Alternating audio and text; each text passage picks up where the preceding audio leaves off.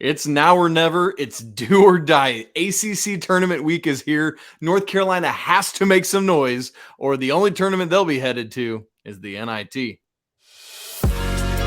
You are Locked On Tar Heels, your daily podcast on the UNC Tar Heels. Part of the Locked On Podcast Network, your team every day. Hey there, it's Wednesday, March 8th, 2023. Welcome into the Locked On Tar Heels podcast. It's my daughter Poppy's 4th birthday. Happy birthday, baby. Daddy loves you. Also, it's appropriate because it's International Women's Day.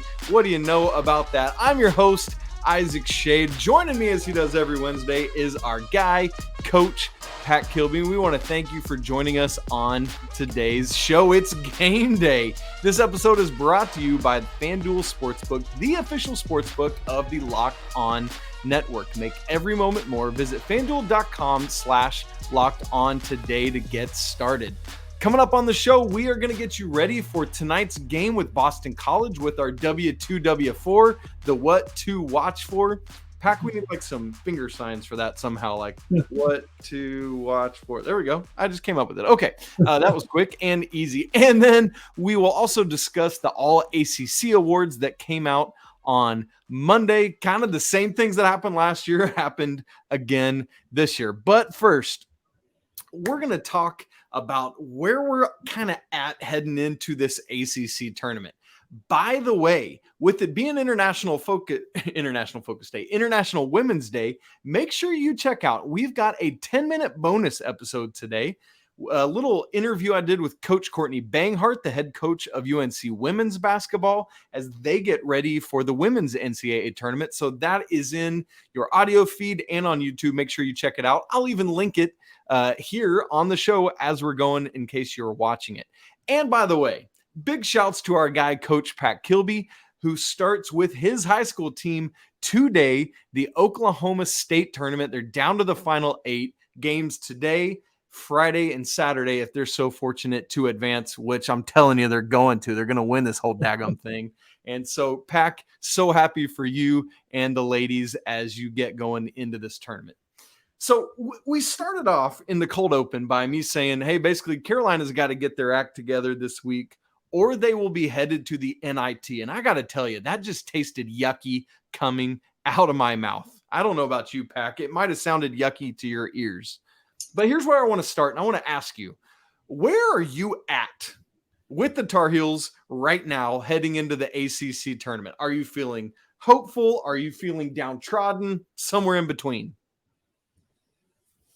Somewhere in between, maybe a mixture of both. Like, hopeful. Yeah, I'd love to see us go on a run. I'd love to see us win the tournament and just eliminate the question of whether or not they're going to put us in. But at the same time, I'm like, I don't believe we can do that because, well, quite frankly, every time I start to think we're going to turn the corner, we don't. So now I'm kind of like, am I just kind of ready for this thing to be over with? Because I keep getting my hopes up and I keep getting let down.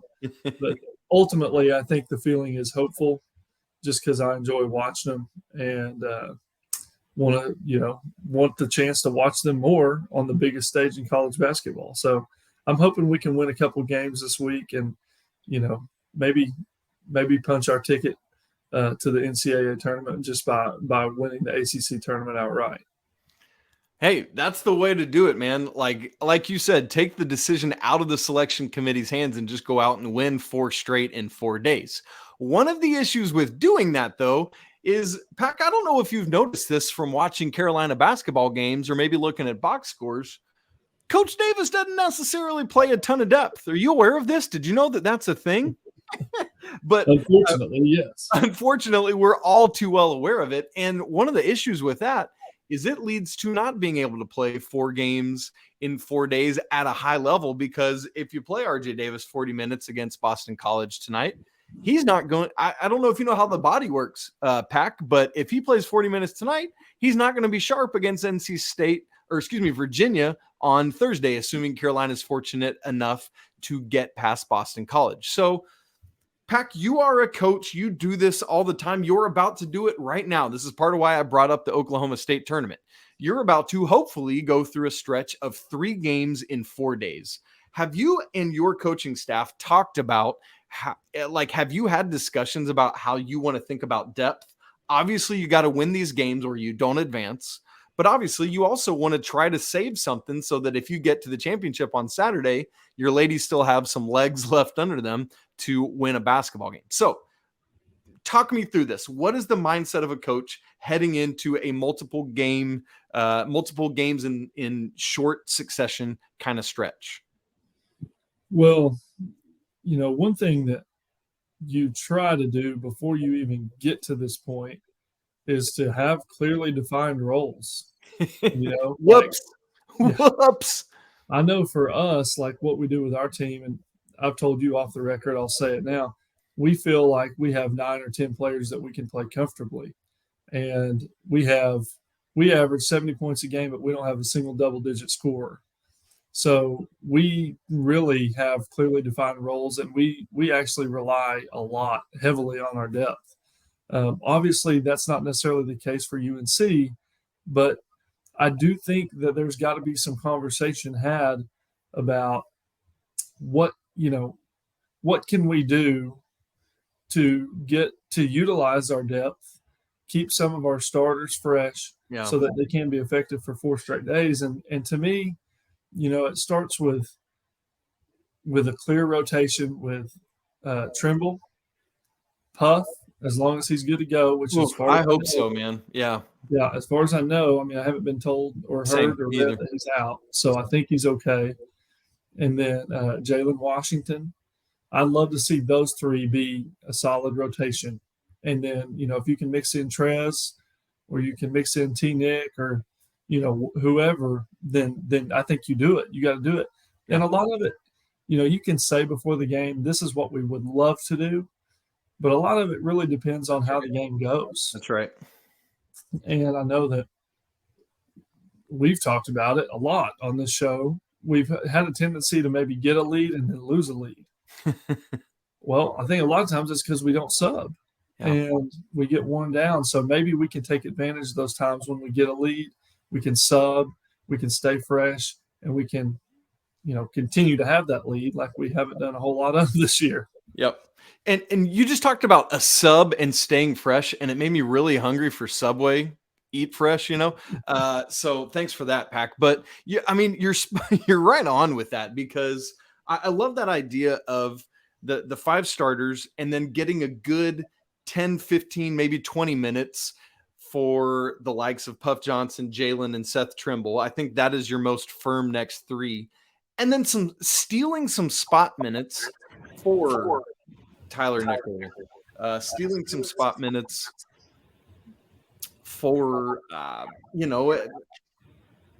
Dontrez, for example, as well. And we've seen Coach Davis do that a little more regularly late in the first half recently, where he'll utilize some of those guys, the particularly like Puff, for example, more in the first half, and then just steal some minutes here and there, and then really rely heavily on the starters in the second half.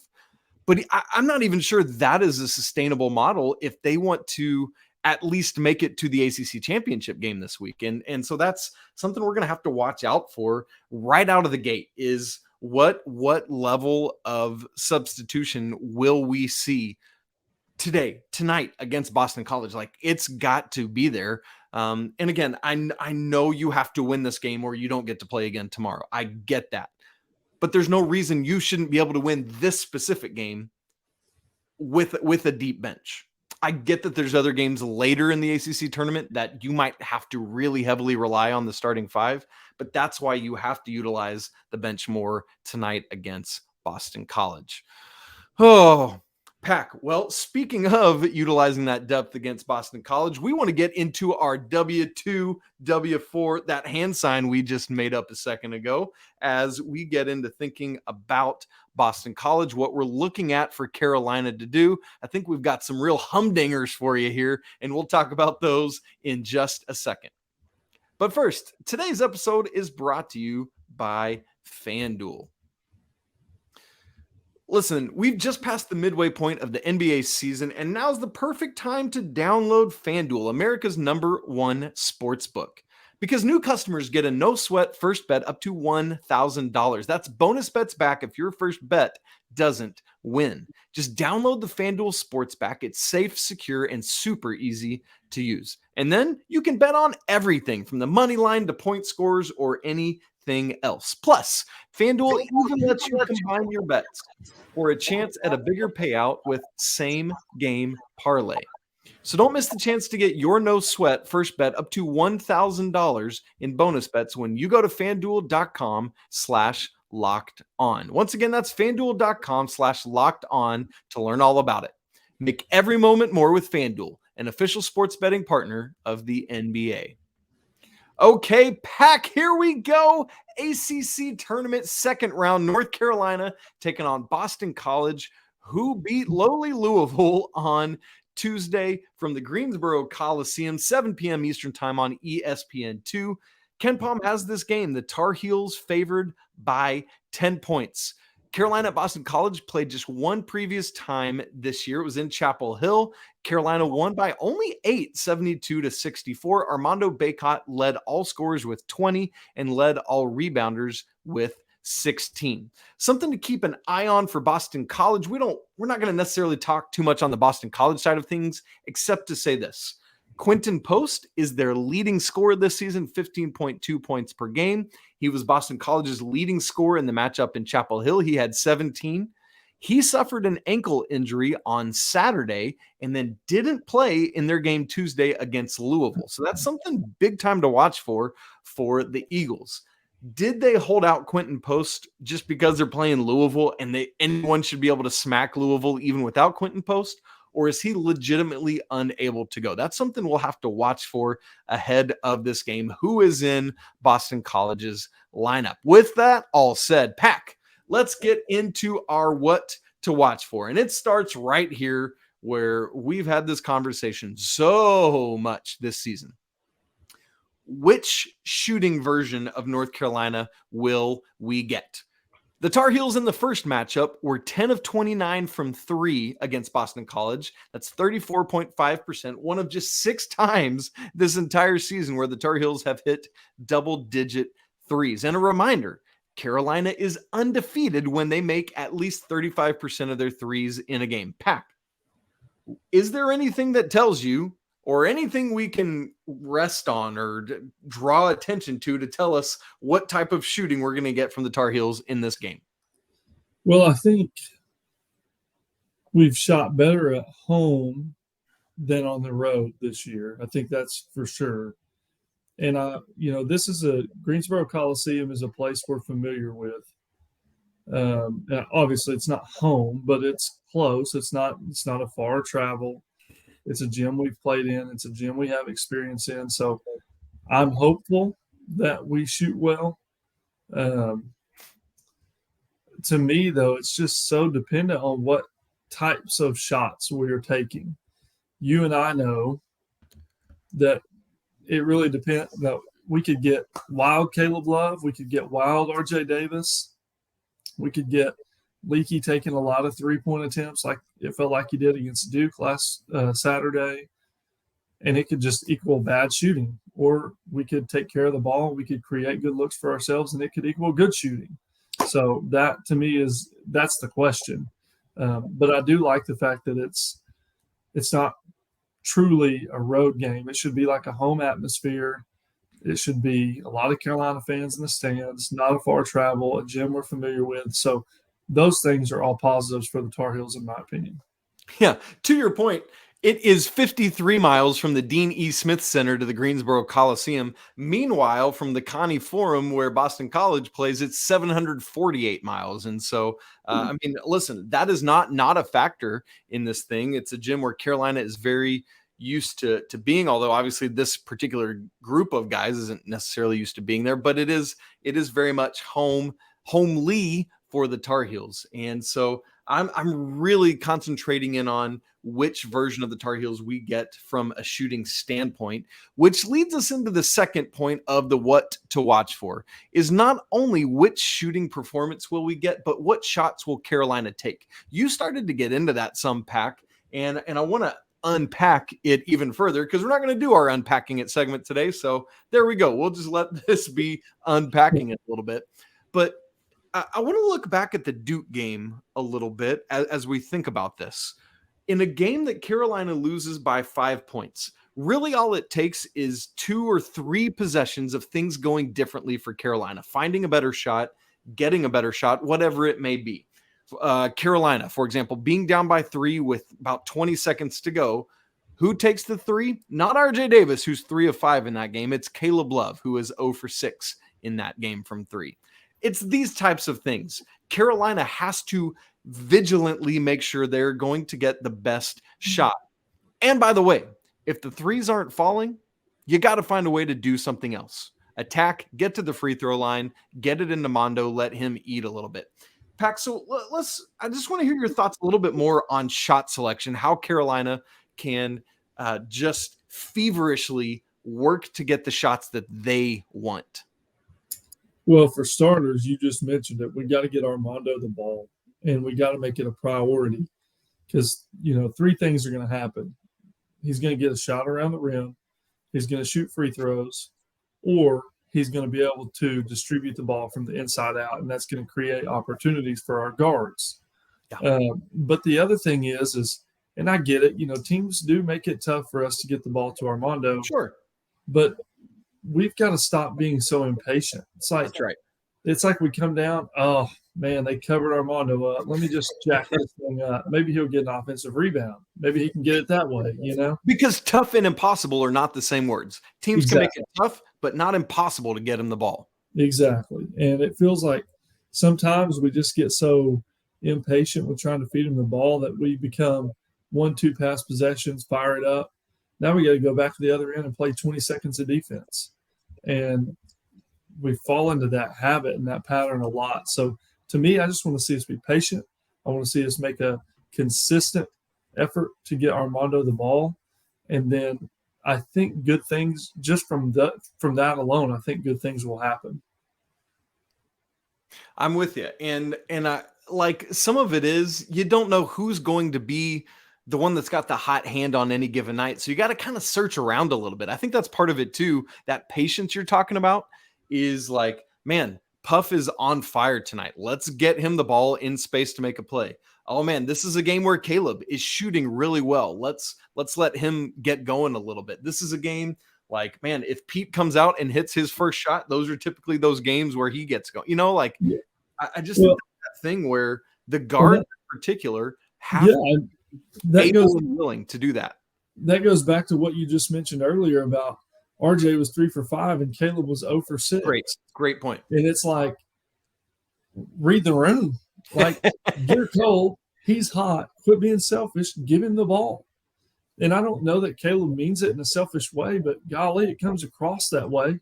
Sometimes it's just like, he's got the hot hand, get him the ball. Yeah. But we're not patient enough to do that. Yeah. And so, yeah, I'm 100% with you. You nailed it on the head. We gotta get those guys the basketball. Yeah.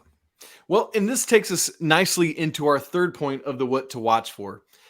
Pac, I didn't even really realize this until I started digging in, and I looked back at the last box score against Boston College. Like I said earlier, Armando led all scorers with 20 points, led all rebounders with 16 points, or 16 rebounds, excuse me.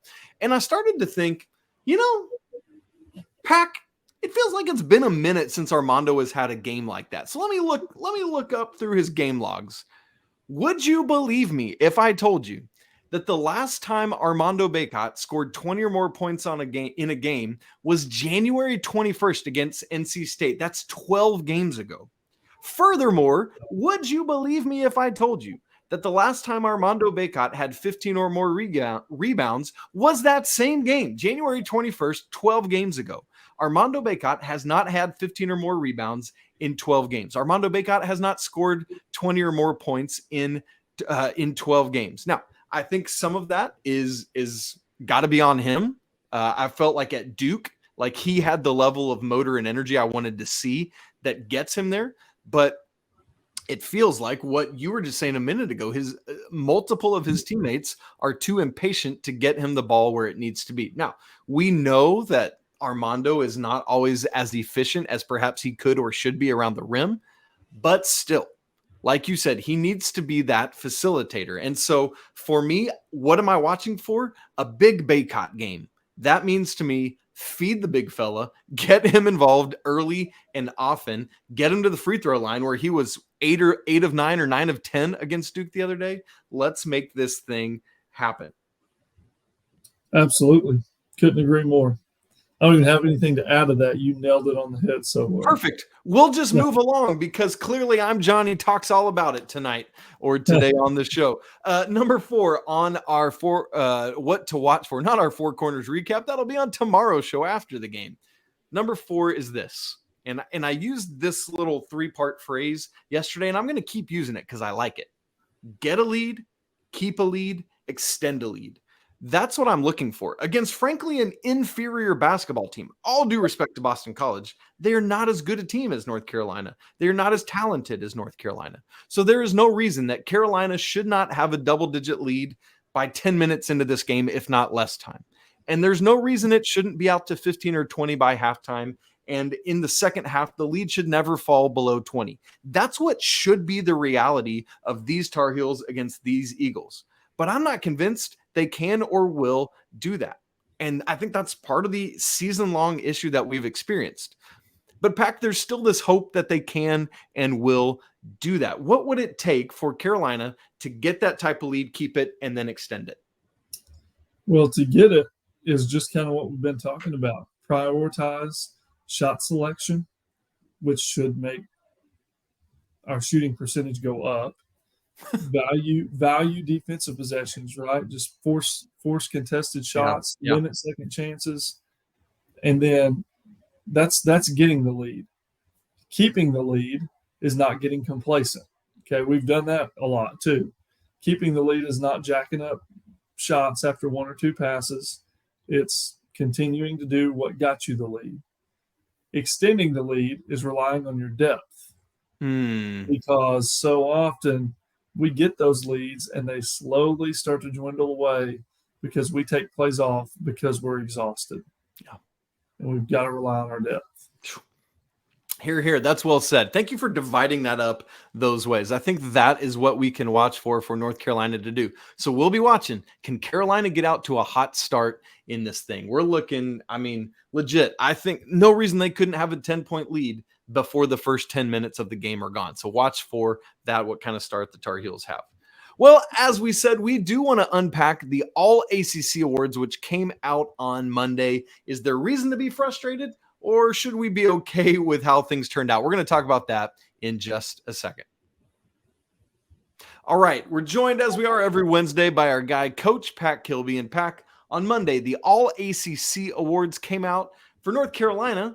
There wasn't really all that much to celebrate, but there are a few things, and I'll roll through the 3 teams that the ACC the media voted on, and then just name a couple other things, and then I just want to get some takes on how we feel about it. So, first team, and this is in order of votes: Isaiah Wong from Miami, leading vote getter, followed by Armando Bacot, Tyree Appleby at Wake Forest, Hunter Tyson at Clemson, and Jamarius Burton at Pitt. Second team: Kyle Filipowski, Duke, Terquavion Smith, NC State, Jarkel Joyner from NC State, Jordan Miller, Miami, and Blake Hinson of Pitt. Third team: Norchad Omier from Miami, PJ Hall from Clemson, Kihei Clark, Virginia, Jesse Edwards, Syracuse, and Reese Beekman from Virginia. And Pac, as I read those names off, it kind of makes me shudder a little bit because some of those guys have absolutely just caused fits for the Tar Heels this year.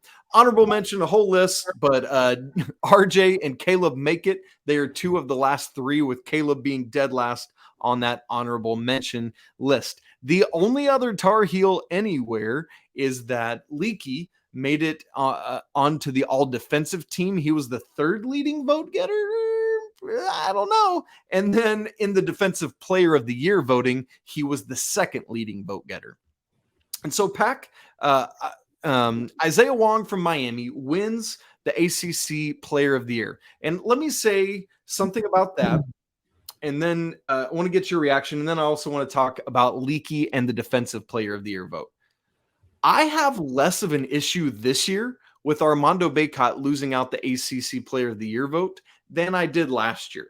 I think part of that is because just some of the injuries, some of the time he's missed, some of what we just talked about a little bit ago. He hasn't been, I don't think he's been as dominant this year. I think some of that's him. I think some of it is the lack of shooting from his teammates, which hasn't allowed him to operate in the same amount of space he had last year.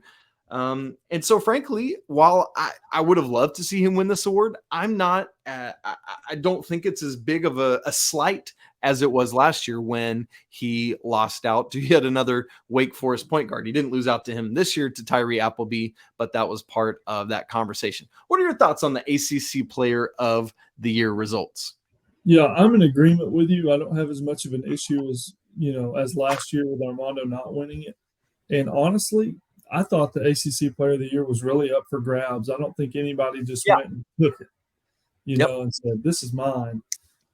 Ultimately, I think it was just kind of a more of a team award, and I felt that way, honestly, about a lot of the different categories. And I know we'll talk more about that here in a minute, but ultimately, I think Wong and Miami probably overachieved in a lot of people's eyes. And he happened to be the best player on that team. Oh. Here you go.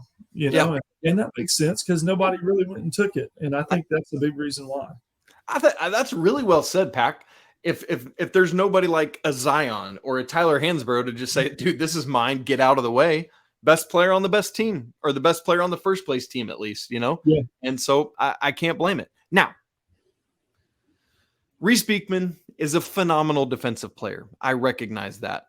The fact that, once again, Leaky Black does not win this Defensive Player of the Year award, I am irked. I am angered. I'm trying to find kind words to say about this, and so I feel like I shouldn't keep talking because it's just at some point you have to recognize the body of work of it. It's like when an actor, we got Oscars coming up on Sunday. It's like when an actor finally wins like best actor of the year award after like kind of a lifetime achievement when he or she has never done it. It's kind of like Leaky deserves that at some point. And I know here's the other side of it.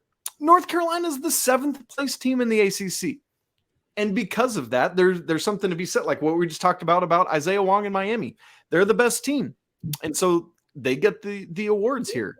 And so I guess to some degree, we can't be too bent out of shape because North Carolina finished in the middle of the pack, quite frankly. But yet, Leaky is so good as a defender that, again, no disrespect to Reese Beekman, this to me is Leaky Black's award. Yeah, I mean, that's very well put. I'll just add to it, though, at some point, and this is the job of the voters, you have to be able to separate a player from a team. It's just like sometimes you see these guys, like you look at the NBA or the NFL draft, guys that are very talented that didn't play on good teams are still getting drafted. Why? Because you can separate those two things. And I think that's a lot of times what happens when you look at Leaky is like, UNC finished middle of the pack. No, he's not the defensive player of the year. Well, yeah, he is. I mean, he didn't win it, but you can ask any reasonable basketball mind, and they're going to tell you, no disrespect to Beekman, Leaky's the better defender. And it's really, I mean, in my opinion, not really all that close. Stats may say otherwise, but to me, what Leaky does isn't found in the stats, other than the fact that you can look and say, oh, wow, that guy was averaging 20. Man, Leaky held him to 6. Right. Leaky held him to 4. Leaky held him to 7. Like, most of these guys that score a lot when Carolina plays them, Leaky's putting the shutdown on them. And I would have to go back and look, but I'd be willing to bet Leaky held most of them to their season low. And I like I said, I don't know the stats on that, but I'd be willing to bet that he did a lot of them. And so you really can't place a value on that, and I just wish people could see and begin to value exactly how much he does, despite what the team success looks like. Yeah, I think you've put that very well. We got to be able to do that, and I just don't think enough voters take the time to do that beyond looking at things like steals and blocks and other typical defensive metrics that are just lowest common denominator that we look at. Well, you know how Carolina can get some revenge on that is go out and beat Boston College tonight, and then on Thursday night, go out and take care of the Cavs and Reese Beekman in their wake. And so that's what we're going to be looking at tomorrow. We'll be unpacking Carolina's hopefully win over Boston College, and then if so, that means we will also be looking ahead to Thursday's matchup against Virginia in the quarterfinals of the ACC. Friends, that does it for today's episode of Locked on Tar Heels. Make sure you follow us on Twitter, Locked on Tar Heels. Follow Pack at Coach_K23, and you can follow me at Isaac Shade. Shoot us an email, lockedontarheels@gmail.com. We'd love to get your Heels of the Week nominees. Also, don't forget to subscribe to the show, hit the like button, and leave some comments on your thoughts on the All-ACC voting. Also, do not forget to check out Locked on College Basketball, our brand new podcast on the Locked on Network, where Andy Patton and myself take you all the way around the college basketball world in 30 minutes, 5 times a week. It's available on YouTube and anywhere else you get podcasts. Hey, Coach Pack and I really appreciate you hanging out with us for a little bit of your Wednesday. Hope it's a great day. I hope Carolina plays really well tonight and is able to save some legs for tomorrow against Virginia. Want to remind you that it's always a great day to be a Tar Heel. Until tomorrow, peace.